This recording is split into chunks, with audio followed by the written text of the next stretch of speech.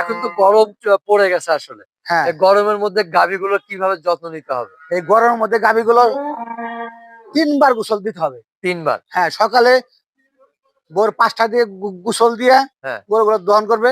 হ্যাঁ। আবার খাবার দিবে, খাবার দিয়ে একটু রেস্ট নিবে। আবার দুপুরে 12টা দিয়ে গাভীগুলো গোসল দিবে। গোসল দিয়ে হয়তো 4টা দোয়াবে।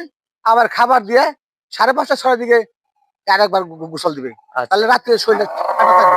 শরীরটা ঠান্ডা থাকবে তার ঠান্ডা জন্য। থাকবে, হ্যাঁ। দর্শক শুনলেন চমৎকার কিছু কথা শুনলাম এবং টিপস জানলাম আমরা।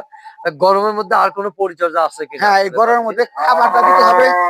গরমের মধ্যে খাবারটা দিতে হবে ফুল পেট না।